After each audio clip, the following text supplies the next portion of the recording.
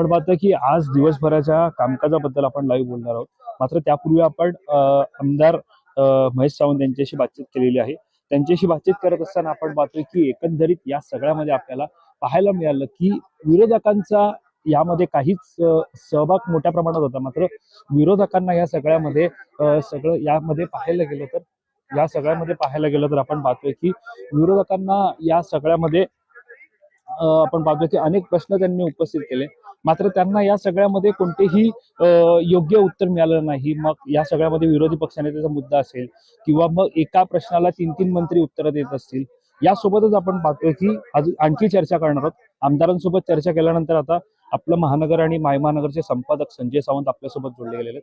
Sir, अधिवेशन केवळ आठवड्याभराचं होतं. आपण पाहतोय की विदर्भामध्ये अधिवेशन चालू आहे. मात्र पाहायला मिळतंय की सगळं यामध्ये केवळ पायाभूत सुविधा असतील किंवा शहरी भागातील विकास असेल, या सगळ्यावरती सातत्याने चर्चा आहे. मात्र विदर्भ डोळा लावून बसलाय की आम्हाला नेमकं काय मिळणार.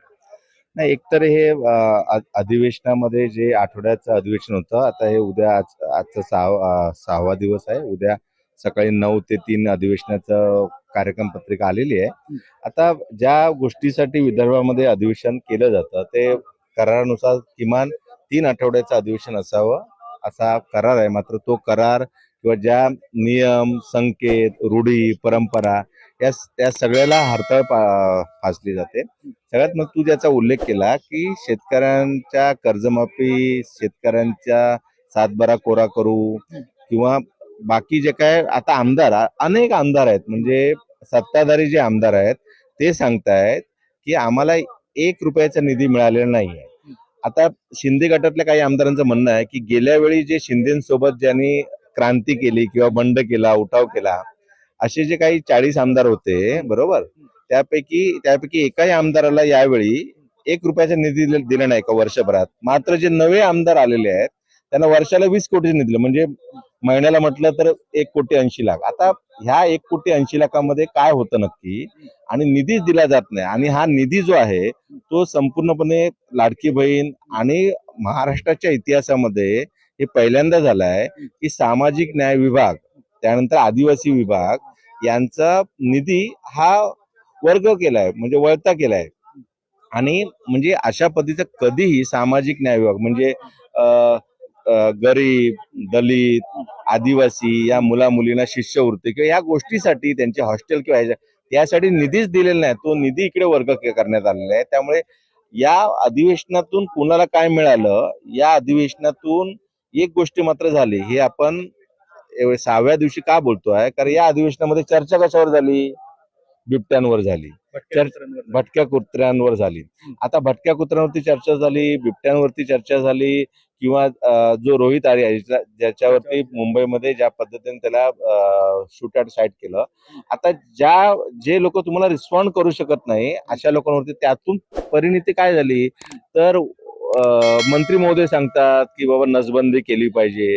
म्हणजे ह्या ज्या काय आपल्यातून आयडिया आहेत ना, ह्या अधिवेशनामध्ये ह्या थंडीमध्ये जी थोडीवर थंडी, गुलाबी थंडी पडते, त्याच्यामध्ये ह्या आपल्यातून अशा आयडिया नवनवीन आल्या. त्यानंतर आपल्या सर्वांना माहिती आहे की सर्वांचं लक्ष हे शहरी भागाकडे आहे. त्यात सुद्धा आपण जर नगरविकास खात्याचे जर काय निर्णय बघितले, नगरविकास खात्याचे निर्णय म्हणजे मुंबईतील 20,000 इमारतींना ज्यांना ओसी नाही त्यांना जे काय फाईन वगैरे लागतो ते लावला जाणार नाही. त्यानंतर आपल्या सर्वांना माहित आहे की पागडी चाळीचा निर्णय घेण्यात आला. महसूलमध्ये एनी टॅक्स जो म्हणजे प्रत्येक ठिकाणी फिरावं लागायचं किंवा सगळ्या गोष्टी, त्यामुळे रेव्हेन्यू हा कमी होणार. मात्र मतदारांना, शहरी भागातील मतदारांना त्यांना जास्तीत जास्त कशी प्रलोभन देता आलं. म्हणजे आपण काय केलं, म्हणजे आता हे आमदार किंवा मंत्री महोदय ज्यावेळी मुंबईमध्ये जातील, मुंबई किंवा ज्या सर्व महापालिकांच्या निवडणुका ज्या शेड्यूल आहेत, म्हणजे असं कळतं की पुढील आठवड्यामध्ये आचारसंहिता बुधवारी किंवा फार सोमवारी कधी लागेल. तर अशा वेळी त्या आचारसंहितेपूर्वी जे काय धूमधडाका निर्णय यांचा घ्यायचा आहे, राज्यावर कर्ज किती आहे, दरडोई उत्पन्न किती आहे, रेव्हेन्यू कुठून येणार, एक्सपेन्सेस वाढत चाललेला आहे, याच्या कधी कोणाला कशाचा काही पडलेलं नाही. फक्त सर्वाधिक जास्तीत जास्त चुनावी घोषणा कोण देत आहे, तर त्या पद्धतीने आपण ज्या पद्धतीने बघतोय की अशा पद्धतीने घोषणा दिलेल्या आहेत, तर त्या इम्प्लिमेंट करणं म्हणजे पुन्हा जे आता साधारण 9.5-10 लाख कोटी कर्ज झालंय राज्यावर, त्याचं डबल करण्यासारखं आहे. आणि कालच मुख्यमंत्र्यांनी सांगितलं, जाहीर सांगितलं, विधानसभेत सांगितलं, बाहेर सांगितलं की लाडकी बहीण योजना काही बंद होणार नाही लाडकी बहिणींना. पण ते हे सांगत नाहीत ना, ते 1500चे 2100 रुपये कधी मिळणार. उद्धव ठाकरेंनी पण तोच प्रश्न उपस्थित केला होता की ज्या वेळेला जाहीरनामा या महायुतीच्या सरकारनं प्रदर्शित केला होता त्यावेळेला विधानसभेच्या निवडणुकीच्या वेळेला ही योजना आणली होती. एकनाथ शिंदे मुख्यमंत्री असताना अनेक मतदान सुद्धा झालं महायुतीला. महायुतीच्या बाजूने कौल सुद्धा जनतेनं दिला. 2100 रुपयाचं लाडक्या बहिणींना आश्वासन दिलं होतं, मात्र ते अद्याप पूर्ण केलेलं नाहीये. मात्र त्यानंतर उल्लेख केला जातो की ही 5 वर्षांसाठीचा असलेला हा जाहीरनामा, मग त्याच्यानंतर विचार केला जाईल. कसं नाही, एकतर कसं आहे की ह्या संपूर्ण अधिवेशनामध्ये विरोधी पक्ष निष्प्रभ दिसला. कारण ज्या पद्धतीने विषय मांडायला पाहिजे, ज्या पद्धतीने इथे मोर्चेकर येतात, आंदोलनं होतात, त्याकडे कुणीही ढुंकून बघितलं नाही. आणि सगळ्यात महत्वाचं बघा ना की ज्या उपमुख्यमंत्री अजित पवार यांचा मुलगा पार्थ पवार यांचा जमीन घोटाळा होता, त्याबद्दल एका कुठल्या आमदारांनी काढला नाही. म्हणजे ज्या पद्धतीने ते शीतल तेजवानी किंवा हे सगळं पार्थ पवार हा जो सगळा विषय आहे, म्हणजे टीका व्हायला नको म्हणून फक्त एकदा मला वाटतं नाना पटोले बोलले, बरोबर. त्यामुळे मला वाटतं की या सगळ्या प्रकरणाचा परिपाक आहे की विरोधी पक्ष संपूर्णपणे, म्हणजे विरोधी पक्ष कशामध्ये अडकला होता, विरोधी पक्ष नेतेपद द्या. अरे एक आमदार जरी असेल तरी पण तो जर विषय मांडायचा असेल तर त्याने मांडायला पाहिजे होतं. इथे पर्यटनासाठी आल्यासारख्या सगळ्या गोष्टी होत होत्या. आणि सगळ्यात महत्वाचं म्हणजे विरोधी पक्षनेतेपद न देताही अनेक विषय तुम्ही वेगवेगळ्या आयुधांमार्फत तुम्ही काढू शकता, उचलू शकता. मात्र या कुठल्या गोष्टीमध्ये विरोधी पक्षाच्या, आणि ही गोष्ट सुद्धा आहे, वस्तुस्थिती खरी आहे की वारंवार सांगितलं जातं की लक्षवेधीची सूचना किती पाहिजे, लक्षवेधी किती दिल्या पाहिजेत. आता 20-20 लक्षवेधी ज्यावेळी दिल्या जातात आणि त्या लक्षवेधी पुन्हा त्या बोर्डवरती येणार, चर्चेला येणार. त्यामुळे फक्त दाखवण्यासाठी हा सगळ्या, म्हणजे अनेक असे आमदार होते म्हणजे विरोधी पक्षातले ज्यांना खरंच जेन्युइनली बोलायचं होतं, मात्र त्यांना जे कोण तालिका अध्यक्ष असतील, विधानसभेचे स्पीकर असतील किंवा जे या संपूर्ण सभागृहाचं कामकाज बघतात, त्यांनी त्या विषयाला त्या अनुषंगाने जे महत्व दिलं पाहिजे होतं ते या अधिवेशनात अजिबात दिसलं नाही. हे फक्त केवळ विरोधी पक्ष नेतेपद पाहिजे. आता विरोधी पक्ष नेतेपद आता ठरवलंच आहे ना. म्हणजे चहा पाण्याच्या त्या प्रेस कॉन्फरन्सला जर उपमुख्यमंत्री एकनाथ शिंदे जर म्हणत असतील की तुमचं संख्याबळ तेवढं वाढवा आणि विरोधी पक्ष मत मिळवा, मग या अधिवेशनात तर होणार नाही, या 4 वर्षात सुद्धा होणार नाही. कारण ह्यांचं संख्याबळ काय वाढणार नाही. म्हणजे 20-16-10 आहेत ते इंटॅक्ट झाले तरी पण 50 होत नाही. आणि जर द्यायचंच नसेल तर आता ह्यांनी मनाने हरले आहेत ते.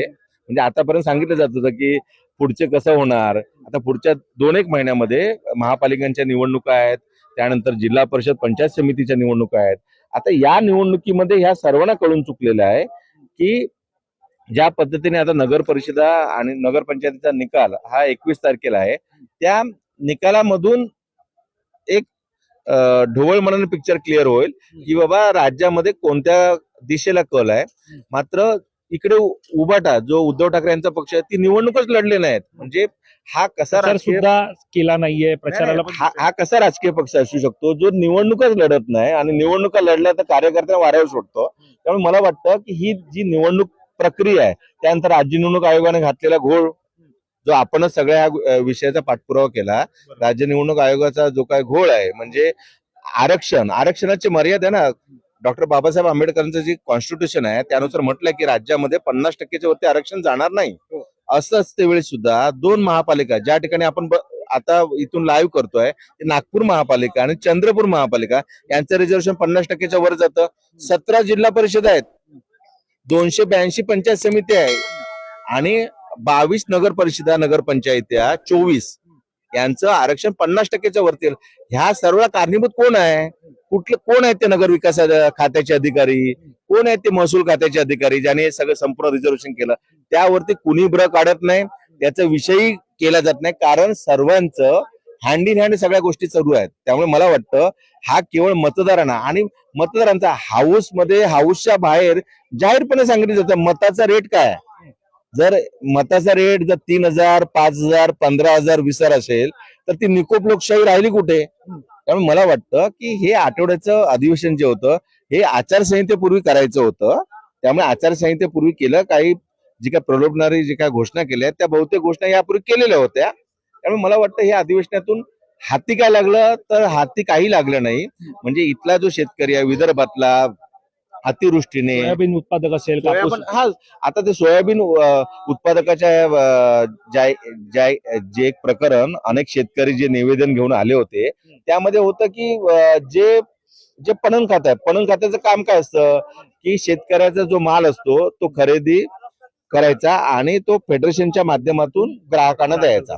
आता त्या पणन खात्याचे जे मंत्री आहेत कारण वडेट्टीवार यांनी नाव नाही घेतलंय त्यामुळे आपण नाही त्या मंत्र्याचं नाव घेऊ शकतो. मात्र पणन खात्याचे जे मंत्र्यांचे जे ओएसडी आहेत ते अभिजित पाटील नावाचे किंवा गर्जे नावाचे यांनी ते पुन्हा सेंटर ओपन करण्यासाठी 3-3 लाख रुपये मागितले. हे अशा पद्धतीचं जर शेतकऱ्यांकडून पैसे घेऊन जर हे मंत्री जर आपलं घर चालवत असतील तर मला वाटतं हे फार शोकांतिक आहे. आणि मला वाटतं नागपूर सारख्या या अधिवेशनामधून खूप जणांना आशा होती की काहीतरी हाती लागेल मात्र काही हाती लागलेलं नाही. एकीकडे आपण नागपुरात आहोत, नागपुराबाबत चर्चा करत आहोत. मात्र सध्या पाहायला गेलं तर एक विषय असं सुद्धा होता या अधिवेशनामध्ये जो चर्चेला आला.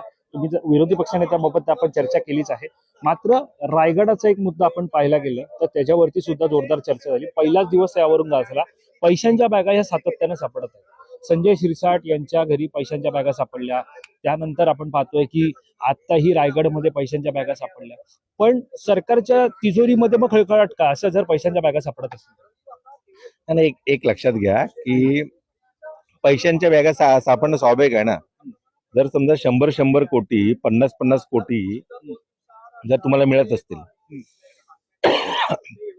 म्हणजे आमदारांचा पगार किती आमदारांचे भत्ते किती आणि एकेका आमदाराच्या जे काही व्हिडिओ ते काही फॅब्रिकेटेड नाहीत व्हिडिओ ना. ते व्हिडिओ म्हणजे हे आपण बोललं पाहिजे माध्यमांनी. ते जे व्हिडिओ काढले आहेत ते जे कोण मोजत आहेत त्यांच्याच घरच्यांनी काढले आहेत ना. त्यांच्या बेडरूम पर्यंत कोण जात आहे त्यांच्या बेडरूम पर्यंत कोण जात नाही. मंत्र्यांच्या आमदारांच्या बेडरूम पर्यंत कोण जातात कोण नाही. सो त्यांच्या ह्या सगळ्याच्या ह्याच्यामध्ये हे होतं की जे जे जे मंत्री असतील त्यांच्याच निकटवर्ती आणि काय ते व्हिडिओ काढलेले आहेत. आणि तू ज्याचा उल्लेख केला की मंत्र्यांकडे पैसे जातात कळलं मात्र सरकारच्या तिजोरीमध्ये खटखट आहे. हा सरकारच्या तिजोरीमध्ये खटखट का आहे कारण ह्या आता 75,000 कोटींच्या मागण्या 75,000 कोटींच्या मागण्या या मंजूर करण्यात आल्या. साधारणपणे ना म्हणजे मी जेव्हापासून हे विधिमंडळ कव्हर करतोय तेव्हापासून असं कधी बघितलेलं नाही की बजेटच्या काही एक सर्टन नॉर्म्स असतात की बजेटच्या किती टक्के पुरवण्या मागण्या मंजूर केल्या पाहिजेत. बरोबर 75,000 कोटीच्या ज्यावेळी पुरवण्या मागण्या मंजूर केल्या जातात तर असं बोललं जातं. हे बाहेरच बोलतात सगळे आमदार बोलतात जे बाकी गोष्टीचा निधी सांगतात की त्या मागण्या काम पुढे होईल सगळ्या बाकी गोष्टी पुढे होतील. मात्र या सगळ्याच्या ह्याच्यातून हे जी टक्केवारी हे जे पर्सेंटेज हा जो नवीन जो काय फॉर्म्युला आलेला आहे हा खूप घातक आहे. हा महाराष्ट्रासाठी घातक एवढ्यासाठीच आहे. महाराष्ट्रामध्ये जी काही लोकशाही उरली होती ती 2019 पासून संपत आली. हे मान्य केलं पाहिजे. सत्ताधाऱ्यांनी सुद्धा मान्य केलं पाहिजे आणि विरोधी पक्षांनी सुद्धा मान्य केलं पाहिजे. त्यामुळे त्या लोकशाहीला पुरेसं असं जर लोकप्रतिनिधी येत नसतील आणि सत्ताधाऱ्यांच्या आमदारांना निधी दिला जातो विरोधी पक्षाला आमदारांना निधी दिला जात नाही. भास्कर जाधवांची ती प्रेस कॉन्फरन्स आठवा. त्यामध्ये भास्कर जाधव सारखे 60 टर्म निवडून आलेले आमदार बोलतात की मला निधी दिला जात नाही. निधी द्यायचा असेल तर आमच्याकडे अशा पद्धतीने आहे. हे फार चुकीचं आहे आणि मला वाटतं आपण कुठल्या दिशेला चाललोय. कुठे बिहार उत्तर प्रदेश झारखंडचं नाव घेतलं त्यापेक्षा बदतर हालत आपल्या राज्याची झालेली आहे. नक्की सर ज्या प्रकारे आपण पाहतोय की एकंदरीत महाराष्ट्राच्या राजकारणाबाबत चर्चा करायची झाली तर नेहमी आता महाराष्ट्र हा सुसंस्कृत राजकारणाचा धडा हा नेहमी इतर राज्यांनी घेतला होता असं दिलं सुद्धा जात होतं. मात्र आता इतर राज्यांच्या तुलनेमध्ये महाराष्ट्र आता गणला जातोय का असं सुद्धा सवाल आता या निमित्तानं उपस्थित झालेला आहे. विरोधी पक्षनेत्याची चर्चा असेल यासोबतच आपण पाहायला गेलं तर पैशांच्या बॅगा सापडत असतील. मात्र सातत्यानं जर पाहायला गेलं तर नेमकं या अधिवेशनातून नेमकं काय मिळतं, काय घेऊन जातं, असा सुद्धा सवाल अनेक जण उपस्थित करत आहेत. साधारणतः पाहायला गेलं तर विधान परिषद असो किंवा विधान सभा असो, विधेयकं मंजूर करायची आणि विरोधकांचे आपण या अधिवेशनामध्ये जर आरोप पाहायला गेले तर सातत्याने केवळ जसा उल्लेख सरांनी केला की पुरवणा मागण्या 75,000च्या, तर केवळ पुरवणा मागण्या म्हणजेच काय, तर निधी मंजूर करून घेण्यासाठीचं हे बोलवलेलं अधिवेशन, असा सुद्धा आरोप करतात. सर पुन्हा एकदा येतो तुमच्याकडे. निधी मंजूर करून घेण्यासाठी केवळ अधिवेशन बोलवलं जातं असं सुद्धा आरोप विरोधक करत आहेत. मात्र त्याला सत्ताधारी असं टॅकल करत आहेत की सत्ताधाऱ्यांचं असं म्हणणं आहे की निधी केवळ मंजूर नाही करत आहेत तर शेतकऱ्यांच्या खात्यात असेल, ज्याचा प्रश्न नेहमी उपस्थित केला जातो, त्यांच्या खात्यात जी रक्कम बोलवली जाते, जी रक्कम सांगितली जाते ती थेटपणे जमा सुद्धा केली जाते. मग जर शेतकऱ्यांच्या खात्यामध्ये थेट रक्कम जमा होत असेल तर मग आजही महाराष्ट्रातली आर्थिक परिस्थिती बिकट. नाही, आपण ही गोष्ट समजून घेतली पाहिजे. जो काय शेतकऱ्यांना जो काय नुकसान भरपाई मिळते, केंद्राचं पथक आलं होतं, केंद्राने अजूनपर्यंत निधी आलेला नाही ना. तो राज्य जे काय आपल्या राज्यामध्ये जो काय दुष्काळ झालाय किंवा अतिवृष्टी जी झालेली आहे, अतिवृष्टी ती एकदा झालेली नाही, 2 वेळा झाली ना. त्या 2 वेळापैकी दोन्ही वेळचा जो काही केंद्र तो अजूनपर्यंत आलेला नाही आहे. म्हणजे अमित शहा इकडे आले होते, अमित शहाने सांगितलं होतं की तुम्हीचा अजून रिपोर्ट पाठवून द्या, म्हणजे तो पण रिपोर्ट गेला नव्हता का. त्यामुळे केवळ प्रसार माध्यमांच्या बूम समोर येऊन बोलणं, घोषणा देणं, त्याची अंमलबजावणी काही होणार नाही.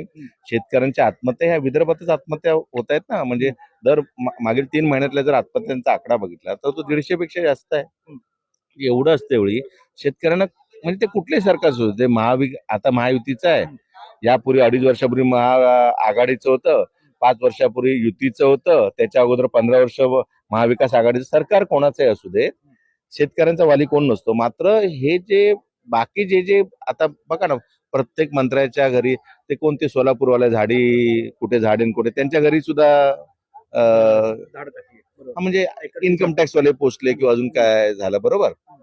आणि पैसेच एवढे झालेत ना, ठेवणार कुठे. मग ते व्हिडिओ येणार नाही तर काय होणार, कळलं. म्हणजे ज्या लोकप्रतिनिधींच्या खात्यामध्ये, म्हणजे ते गणपतराव देशमुख आठवा ना, सोलापूरचे 9 टर्मचे आमदार एसटीने प्रवास करायचे, इथून ते एसटीने यायचे, सर्व प्रवास त्यांचा एसटीने, त्यांच्या कुठे घरी त्यांची प्रॉपर्टी कोणाला दिसत नाही. मात्र ज्या लोकप्रतिनिधींची महिन्याची समजा उत्पन्न अधिकृत व्हाईट म्हणतोय मी, तुम्हाला मिळणारा मानधन, पगार, तुमचे भत्ते किंवा हे जर समजा 5 लाखाच्या घरात असतील आणि जर समजा हे अशा पद्धतीचे जे काय नोटाची बंडल महसूल दिसत असतील तर पैसा येतो कुठून. हा काळा पैसा, पांढरा पैसा, ब्लॅकचा पैसा जे म्हटलं, हा पैसा येतो कुठून, कोण देतो तुम्हाला पैसा. जर समजा आजही म्हणजे शिंदे गटाचे जे जुने 40 आमदार सांगतात की आम्हाला वर्षभरात 1 रुपयाचा निधी नाही मिळाला, मग तो निधी गेला कोणाला. जर नवीन आमदार आले त्यांना 20 कोटीचा निधी दिला, कामं कुठे आहे त्याची. हा एवढं मात्र आपण बोलू शकतो की रेल्वे इन्फ्रास्ट्रक्चर किंवा जे काय मेट्रो, पायाभूत सुविधांवरती निश्चितपणे हे सरकार काम करत आहे, निश्चितपणे काम करत आहे. त्याचा फायदा, त्याचा परिपाक जे आपण सुरुवातीला मुंबईहून नागपूरला यायला 16 तास लागायचे, आज आपण 10 तासात येतोय, कळलं. किंवा जी आता मेट्रोने नागपूर टू नागपूर कारण ट्रॅफिक असतं, 10 मिनिटात आपण 20 रुपयामध्ये येतोय. हा निश्चितपणे फायदा आहे. मात्र पायाभूत सुविधा सोडून बाकी ज्या योजना केल्या जातात त्या केवळ घोषणा असतात, तो निधी दाखवला जातो आणि त्या निधीच्या बॅकएंडला, म्हणजे बॅकएंडला दुसरं यंत्रणा असते ना, की एखादा निधी मिळाला 500 कोटीचा मिळाला तर त्याच्यामधून किती टक्के मिळाले पाहिजेत, मग ते कोणाला कसे दिलं पाहिजे, कोणाचे किती पर्सेंटेज आहे. आता ह्या सगळ्या गोष्टी ह्या आता नवीन राहिलेल्या नाहीत. त्यामुळे 5 दिवसाचं अधिवेशन एक सुद्धा बघा ना, विरोधी पक्षापैकी एकाने कोणी पार्थ पवारचा विषय घेतला का. म्हणजे तुम्ही विरोधी पक्षनेत्यासाठी बांधता, पार्थ पवारचा का नाही घेतला, का नाही बोललात. किंवा ज्या पद्धतीने लाडकी बहीणच्या ह्यामध्ये 1500चे 21 रुपये एकांतरी बुरा काढला का. हे सगळी मिलीजुली आहे. म्हणजे विरोधी सत्ताधाऱ्यांनी कशाला आपण बोललं पाहिजे, विरोधी पक्षच हे झालेलं आहे, समजून घ्या, निष्प्रभ आहे. तो शब्द नाही आपण बोलतो, निष्प्रभ झालेला आहे, विषयच नाही काढत. आपापल्या प्रत्येकाच्या इंटरेस्टचे विषय तीव्र पण यंदा पाहायला मिळाला नाही. 2 अधिवेशन एक समजून घ्या ना, की उद्धव ठाकरे हे शिवसेना उभाटाचे प्रमुख आहेत. ते येतात 4थ्या दिवशी, जातात 5व्या दिवशी, बरोबर. हे विरोधी पक्षाने यायला हवं. विरोधी पक्षाने ह्या सगळ्या गोष्टी करायला हव्या. आणि आपल्या सर्वांना माहित आहे की जो काय एक आता बघा नवीन एक इथे एक पाहतोय की महाराष्ट्र लोक आयुक्त सुधारणा विधेयक मंजूर करण्यात आलं. भ्रष्ट अधिकाऱ्यांवर कारवाईचा मार्ग मोकळा झाला. मात्र त्यावरती सुद्धा खडाजंगी आपल्याला पाहायला मिळते. नाही नाही, आता हे जे बिल जे हे झालेलं आहे, संमत झालेलं आहे, आता या लोक आयुक्त सुधारणावरती आपल्या सर्व माहिती की अण्णा हजारे 2 दिवसापूर्वीच बोलले 30 जानेवारी पासून काहीतरी आंदोलन करणार आहेत. पुन्हा आता अण्णा जागे झालेले आहेत. अण्णाला बाकी 5 वर्ष 7 वर्ष मध्ये काय दिसलं ना, आता अण्णा जागे झाले. आता आंदोलन, उपोषण, आपले आपले जे संकटमोचक मंत्री आहेत गिरीश महाजन धावतील, जातील, सगळ्या गोष्टी करतील. पण मला वाटतं आता ह्या सगळ्याच्या लोकांना सुद्धा लोकांना कळलेलं आहे की हे कशा पद्धतीने अधिवेशन चालतं, कशा पद्धतीने यातून आउटपुट मिळतं. एवढं मात्र नक्की आहे की सत्ताधाऱ्यांना दोष देऊन काहीच उपयोग नाही. विरोधी पक्ष सुद्धा त्यांच्या या लोकशाहीची जर कोण म्हणत असेल विरोधी पक्ष दिलेल्या हत्या, तर त्या हत्येमध्ये विरोधी पक्ष सुद्धा तेवढाच जबाबदार आहे असं मला एक विधेयक वाटतं. एक विधेयक असं सुद्धा आहे जे आपण पाहतोय की राज्य एकंदरीत पाहायला गेलं तर एकीकडे हे अधिवेशन सुरू आहे. मात्र हे अधिवेशन सुरू असताना या अधिवेशनामध्ये एक वेगळाच निर्णय सरकारने घेतलाय. तो म्हणजे विधेयक दोन्ही सभागृहात मंजूर झाले. या विधेयकानुसार आता राज्यात भीक मागण्यास बंदी येणार आहे असं सुद्धा आपल्याला पाहायला मिळत आहे. मात्र जे आता कसं होणार भीक मागणार म्हणजे भीक मागणार बंदी विधेयक केलं, अंधश्रद्धा निर्मूलन, अंधश्रद्धा होऊ नये म्हणून त्याचं बिल झालं, कायदा झाला. आज या अंधश्रद्धेपोटी ज्या गोष्टी केल्या जातात त्या होत आहेत ना. भीक मागणे हे विधेयक कायदा निश्चितपणे झाला पाहिजे, पण त्याची इम्प्लिमेंट करणं अशक्य मला वाटतं. याचं कारण सिग्नलवरती, चौराहे पर, नाक्यावरती भिकारी आहेत. मुंबईमध्ये आपण तर बघतो किती आहेत. एक शेवटचा प्रश्न सर, अंतिम आठवडा प्रस्ताव हा आज मांडण्यात आला सभेमध्ये. अंतिम आठवडा प्रस्तावावरती चर्चा आपण पाहतो ही आता सुरू झालेली आहे. अंतिम आठवडा प्रस्ताव मांडणं, मात्र त्यामध्ये सुरुवातीचा मुद्दा जर आपण पाहायला गेला तर महाराष्ट्राच्या कायदा सुव्यवस्थेचा प्रश्न हा नेहमी त्याच्यामध्ये चर्चेला येतो. अनेक आमदार त्यावरती चर्चा करतात. स्वतः राज्याचे मुख्यमंत्रीच हे राज्याचे गृहमंत्री देवेंद्र फडणवीस अनेकदा पाहायला मिळतो की अनेक घटना घडतात. मग चोरामाऱ्या असतील किंवा अनेक अत्याचार असतील किंवा थेटपणे पुण्यातलं बोलायचं झालं तर तलवार गँग असेल, कोयता गँग असेल, अशा बऱ्याच गोष्टी आपल्याला पाहायला मिळतात.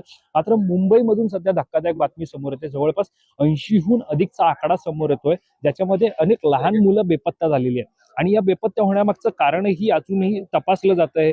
पोलीस यंत्रणा कामाला लागलेली आहे. मात्र मुंबई सारख्या शहरामध्ये जी देशाची आर्थिक राजधानी आहे, अशा सुद्धा शहरामध्ये इतक्या मोठ्या प्रमाणात मुलं बेपत्ता होण्याचं प्रमाण वाढलेलं आहे. सर, ज्या प्रकारे कायदा सुव्यवस्थेचा मुद्दा काढला जातो त्यावेळेला मुख्यमंत्री असतील, गृहमंत्री असतील हे सक्षम आहेत. राज्याचं सुरक्षा व्यवस्था अतिशय सक्षम आहे. ज्या ठिकाणी आपण पाहतोय की अशा गोष्टी घडत असतील तर तिथे कार्य केलं जातं आणि त्या ठिकाणी ज्या बेपत्ता झाल्यात त्यांना सुरक्षा स्थळी आणून त्यांच्या घरी त्यांना परत केलं जातं. मात्र ह्यालाच विरोध आज थेटपणे आपल्याला राज ठाकरे यांनी करताना पाहायला मिळाला. त्यांनी पत्र लिहिलं थेटपणे मुख्यमंत्र्यांना आणि म्हटलेलं की तुमची ठरलेली उत्तरं नकोय, ज्या टोळ्या निर्माण होत आहेत त्या बंद करा आणि जी लहान मुलं दिसतात त्यांचे DNA टेस्ट करा. नाही, एक गोष्ट आहे की निश्चितपणे गेल्या काही वर्षामध्ये महाराष्ट्राची कायदा सुव्यवस्था ढासळलेली आहे. कायदा सुव्यवस्थेचा जो काय रेशो आहे तो ग्राफ खाली गेलेला आहे. एक आपण समजून घेतो ज्याचा उल्लेख केला, पुण्यामध्ये पिंपरी चिंचवडमध्ये कोयता गँग असताय, त्यानंतर ते बाईक पेटवल्या जातात, त्या 4 व्हीलरच्या गाड्या फोडल्या जातात. पोलिसांचं कुठे आहे नियंत्रण? पोलिसांचं अधिकारवाणी जर केलं तर एक गँग राहणार ना. त्यामुळे मला वाटतं की ह्यांना ना जे राज्यकर्ते आताचे काय यापूर्वीचे म्हणून म्हटलं, यांना सोयीचे अधिकारी हवे असतात. त्यांच्यासाठी वाकणारा, त्यांच्यासाठी कायदा सुद्धा प्रसंगी कायदा मोडणारा किंवा त्यांच्यासाठी सगळ्या गोष्टी करणारे असे अधिकारी हवे असतात. जे काय इमानीद्वारे काम करणारे असतात, प्रामाणिक असतात, अशा अधिकाऱ्यांना साईड पोस्टिंग दिली जाते. आणि जे वर्षानुवर्ष त्यांच्यासोबत आजूबाजूला जे काय असतात त्यांच्या सगळ्या गोष्टी त्यांना माहिती असून सुद्धा ते अशाच अधिकाऱ्यांची नेमणूक करतात. त्यामुळे जसं आपण बोलू जातो की हमाम में सब नंगे आहेत, हाच प्रकार आहे. कारण कसं आहे की पुण्यामध्ये जे काही कायदा सुव्यवस्था ढासळलेली आहे, नागपूरमध्ये सुद्धा तीच परिस्थिती आहे, मुंबईमध्ये. आता त्यासाठी डायरेक्टली गृहमंत्री म्हणून मुख्यमंत्री असले देवेंद्र फडणवीस जबाबदार आहेत का? निश्चितपणे नाही. मात्र त्यांनी फ्री हँड दिला पाहिजे पोलिसांना काही ठिकाणी. पुण्यामध्ये मला सांगा ना की अमितेश कुमार आहेत आयुक्त, जे अमितेश कुमार नागपूरला सुद्धा CP होते. आता पुण्यामध्ये जर एवढ्या पद्धतीने होतं, अजित पवार बोलले तर दुसऱ्या दिवशी पवार आणि अमितेश कुमारच्या विरोधात बोलणं केलं, ते मग देवेंद्र फडणवीस यांनी त्यांचं कौतुक केलं. त्यामुळे हे सोयीचं राजकारण आहे, बेरजेचं राजकारण. त्या बेरजेच्या राजकारणामध्ये सगळ्या गोष्टी नक्कीच आपण पाहतो की सर एकीकडे आपण अधिवेशनावरती बोलतो, मात्र या नागपुरामध्ये अधिवेशनाबाहेर म्हणजे विधान भवनाबाहेर सुद्धा खलबतं घडताना पाहायला मिळाली. आगामी काळामध्ये ज्या महापालिकेच्या निवडणूक आहेत त्या पार्श्वभूमीवरती शिवसेना भाजपची युती पाहायला मिळणार आहे. शिवसेना भाजप एकत्र लढणार आहे. शिवसेना म्हणजे कुठली शिवसेना शिवसेना एकनाथ शिंदेची शिवसेना आणि भाजप हे महायुतीचेच पक्ष आहेत, महायुतीचेच घटक पक्ष एकत्र आहेत. लढणार आहे. त्यांनी सर्व महापालिका निवडणुकीमध्ये एकत्र लढण्याचा निर्णय घेतला. मात्र मुंबईमध्ये त्यांनी विरोध केलेला आहे. मुंबईमध्ये विरोध करण्याचं कारण असं ठरतंय की नवाब मलिकांच्या नेतृत्वाखाली जर राष्ट्रवादी काँग्रेस चर्चेला येत असेल तर भाजप त्यामध्ये सहभागी होणार नाही. आता या सगळ्याला एकंदरीत पाहायला गेलं तर सत्ताधारीच म्हणत आहेत की ही महायुतीची दुटप्पी भूमिका आहे. नाही एक एक एक समजून घेतलं पाहिजे. परवाचं जे बुधवारी, मला वाटतं बुधवारी रवींद्र चव्हाण दिल्लीला गेले, त्यांनी अमित शहाची भेट घेतली आणि त्यानंतर इथे आलं. दुसऱ्या दिवशी गुरुवारी एक फोटो सेशन झालं, ज्या फोटोमध्ये एकनाथ शिंदे आणि दोघं रवींद्र चव्हाण एकत्र होते. त्यांनी शेक हँड केलेला, एकत्र असलेला हसण्याचा फोटो नाही दाखवला, त्यांनी लांब लांब बसलेला फोटो जो मीडिया समोर जो काय रिलीज केला. आता कसं आहे की महायुती म्हणून हे दोघं एकत्र निश्चितपणे लढणार आहेत. आता त्या ठिकाणी मुंबईमध्ये लढावं का, मग मुंबईमध्ये थोडं बार्गेनिंग पॉवर वाढवून ठाण्यामध्ये वाढवून घ्यावं का, असं आहे. पण मला वाटतं की शेवटपर्यंत मोठ्या प्रमाणात बंडखोरी होणार, मोठ्या प्रमाणात, कारण शेवटपर्यंत कोणालाच ग्रीन सिग्नल देत नाही. तर महायुती होईल का, महायुतीची होण्याची शक्यता सर्वाधिक आहे. आता इकडे महाविकास आघाडीच्या बाबतीत बोलायचं झालं तर दोन ठाकरे बंधू एकत्र आलेले आहेत. ठाकरे बंधू एकत्र आले, त्यांच्यासोबत शरद पवार यांचा पक्ष एकत्र यायला बघतोय. मात्र त्यांच्यासोबत काँग्रेस यावी यासाठी शिवसेनेचे काही बडे नेते, काँग्रेसच्या सुद्धा काही बडे नेत्यांना वाटतं की काँग्रेस आली तर थोडं टफ फाईट होईल, म्हणजे वन साइड होईल का माहिती, पण टफ फाईट होईल. कारण मुंबईमध्ये जिथून आपण येतो, मुंबईमध्ये जे 227 वार्ड आहेत त्याच्यापैकी 42 वार्डमध्ये मुस्लिम म्हणजे अल्पसंख्याक हे डॉमिनेटिंग आहेत. त्यामुळे त्या 42 मतदारसंघ म्हणजे काही नसलं सुद्धा काँग्रेसचे 40-45 नगरसेवक निवडून येतच होते ना. त्यामुळे मुस्लिम आणि मराठा हा एम फॅक्टर जर एकत्र केला तर महाविकास आघाडीचं जे काय लढण्याची शक्ती आहे ती वाढेल. त्यामुळे मला वाटतं महायुती जी होईल, महाविकास आघाडीमध्ये काँग्रेस येत आहे नाही येत आहे माहिती नाही अजूनपर्यंत. मात्र मोठ्या प्रमाणात बंडखोरी होईल आणि कोण कोणाचा मित्र हा कायमचा मित्र नसतो, तर शत्रू सुद्धा मित्र कधीतरी होऊ शकतो, हे आपण गेल्या 2.5 वर्षात बघितलं. सर धन्यवाद तुम्ही या चर्चेमध्ये सहभागी झाल्याबद्दल. तर आपण पाहतो की या ठिकाणी पाहायला गेलं तर आता या अधिवेशनाचा अंतिम दिवस आता उद्यावर आलेला आहे. अधिवेशनाचं सूप सुद्धा वाजणार आहे. मात्र या सगळ्यामध्ये आपण पाहायला गेलं तर आता नेमकं या शेवटच्या दिवशी तरी नेमकं काय मिळतं, ज्या पार्श्वभूमीवरती आपण पाहतोय की शहरी विभाग असेल, पायाभूत सुविधा असेल, शेतकरी असतील, यांचे प्रश्न घेऊन विरोधक बसत आहेत, मात्र बोलू दिलं जात नाही असा आरोप विरोधक करत आहेत. मात्र आता या एकंदरीत अंतिम आठवड्या प्रस्तावातून मांडलेले मुद्दे, सरकारचं त्यावरती उत्तर आणि या सगळ्यानंतर होणारं कामकाज, त्यामध्ये नेमकं काय घडतं हे आपण पाहणार आहोत. दिवसभराच्या कामकाजासोबतच आपण संपूर्णपणे या अधिवेशनाच्या आतापर्यंतच्या 6 दिवसांमध्ये काय घडलं या सगळ्याची माहिती आपण जाणून घेतली. आपल्यासोबत आमदार महेश सावंत जोडले होते. त्यानंतर आपण संपादक आपलं महानगर आणि महानगरचे संपादक संजय सावंत यांच्याशी चर्चा केली आणि या सगळ्यामध्ये आपण पाहायला गेलं तर एकंदरीत आपल्याला नेमकं आता राज्यभरामध्ये काय घडतं याची माहिती आपण जाणून घेतली. दरम्यान या सगळ्यावरती आपलं लक्ष असणारच आहे. या संदर्भातली अधिकची माहिती जाणून घेण्यासाठी तुम्ही माय महानगर लाईव्हला सबस्क्राईब करायला विसरू नका. धन्यवाद.